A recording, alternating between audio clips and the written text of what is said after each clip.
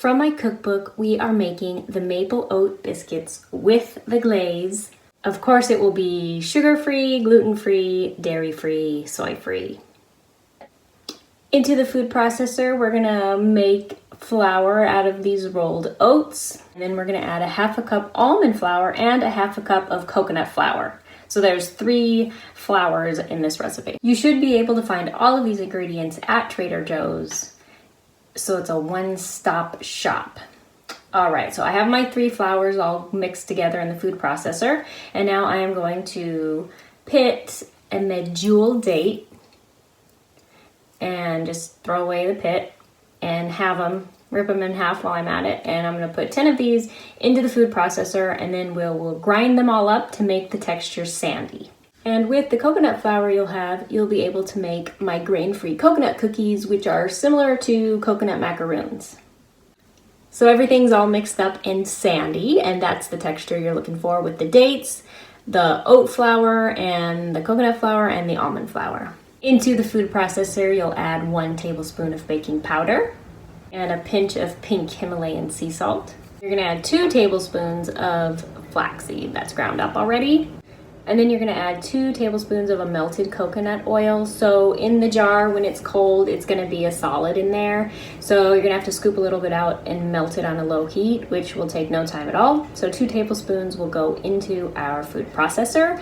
And then 1 teaspoon of vanilla extract. I like to add the vanilla extract when the machine is running. And I have my oven heating to 350 degrees.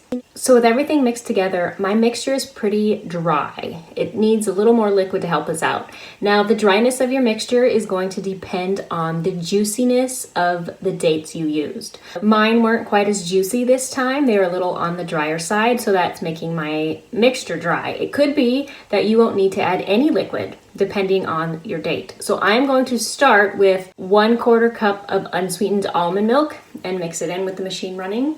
So the 1/4 cup of almond milk did the trick. You may need to use up to a half a cup, really depending on your dates again. So what you're looking for is that it will stick together when you pinch it together, so it'll hold its shape. So now what we're going to do is dump this all out onto a cutting board, and we're gonna shape it into a large disc. Okay, I have my disc here. Now, if you wanna make it the simplest way, you can stop right here and just cut it like pie wedges and put it onto your cookie sheet. That's either on a Silpat or a greased cookie sheet.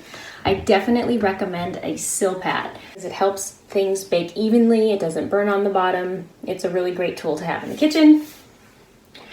But I am going to make them a little fancier and make them into individual biscuits. I have this cookie cutter here. You could use whatever circular type or any shape you want to, and you're just gonna push it into the dough that we made, that disc.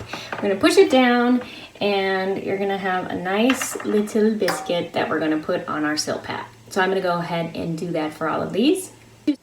So the dough shouldn't be too sticky. It should be easy to work with. If it is too sticky, it means a little bit too much liquid went into the mixture. You could just keep it into that one disc and score it like a pie, but not cut it all the way through, and then bake it that way. And then when they're baked, it might be easier to break apart.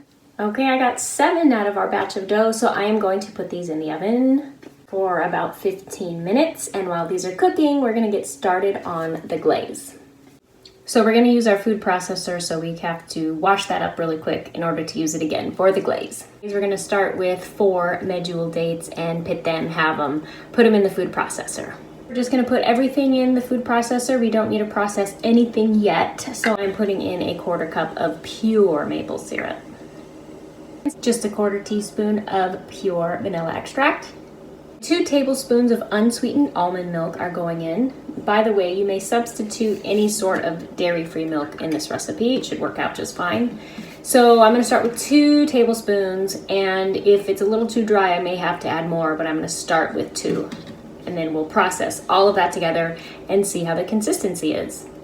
You'll have to stop it somewhere in the middle and scrape down the sides of the bowl, and then process again until it's a good mixture.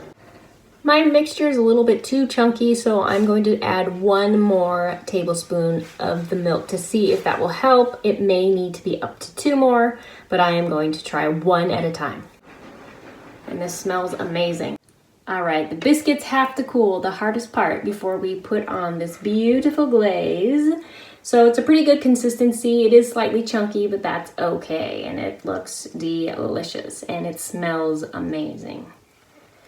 And then what we're gonna do is top it off with a little bit of chopped pecans. While I'm waiting for all that, I am going to make myself a pot of chai tea to go along with these biscuits. So I just use a spatula to put some of the glaze on there. Added little pecans. They'd be good if they were toasted pecans, unsalted. Look at this cute little fall treat that is perfect for that cool, crisp air with some warm drink.